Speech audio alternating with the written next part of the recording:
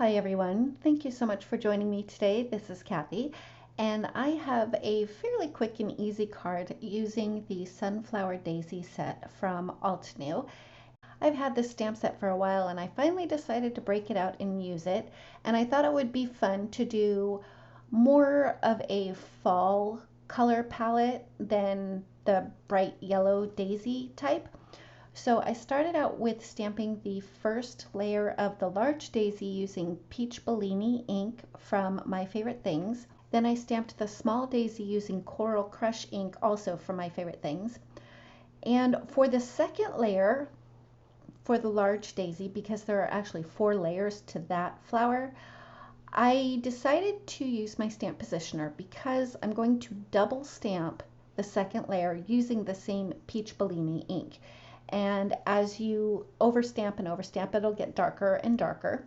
And I didn't necessarily have to use the stamp positioner for this, but I decided to just to make sure that I got it just right. But these stamps are really forgiving and they are really easy to line up, so you do not have to use a stamp positioner. For the third layer on the large daisies, I used Coral Crush ink, and for the fourth layer, I used Persimmon ink. The smaller daisy only has 2 layers, so I only used the Coral Crush and Persimmon ink for that one. I'll be sure to link all of the ink colors I used in the description below, and of course they'll also be listed on my blog. For the flower centers, the lightest ink I used was In the Buff, which that color has been discontinued, but if you have any very pale tan ink, that'll work just fine. For the second layer, I used Peanut Brittle Memento ink.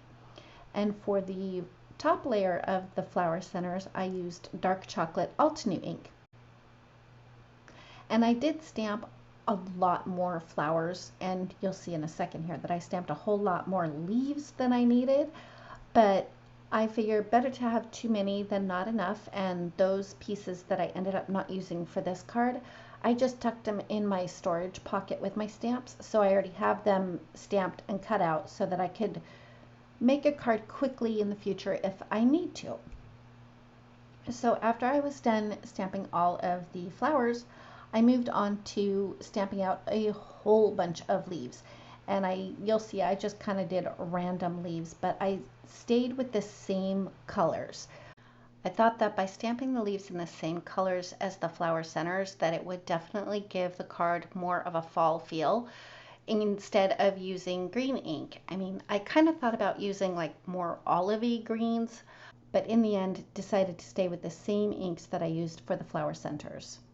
After I was done with all of the stamping, I ran them through my die cut machine with the coordinating dies. Then I kind of played around with the placement, and I did all of that off screen just to save you about 28 minutes. And once I was happy with my cluster of flowers, I used a piece of press and seal to hold them in place. I'd also run a piece of white cardstock through my die cut machine with a distressed stripes embossing folder, just so I could have some texture in the background. I adhered that piece to the front of a top folding A2 size note card. Then I added a whole bunch of foam tape to the back of the flower cluster. And once I had enough foam tape to hold it for at least the next 200 years, I removed all the release paper and pressed it into place and removed the press and seal. And I just trimmed off that little leaf that was hanging off the edge there. For the sentiment, I used just a scrap of like a mustardy yellow cardstock and stamped Grateful for You using the dark chocolate ink from Altenew. I ran that through my die cut machine with one of the fishtail banner dies from Blueprints 27 by My Favorite Things. Added some foam tape to the back of that and adhered it in place. And then I adhered just a few brown sequins to the front of the card, and that finishes up my card for today. Thank you so much for joining me. If you like this video, please give it a thumbs up. If you've not yet subscribed, I'd love it if you would. And don't forget to ring the bell so you're notified every time a new video is posted. Thanks again, and we'll see you next time.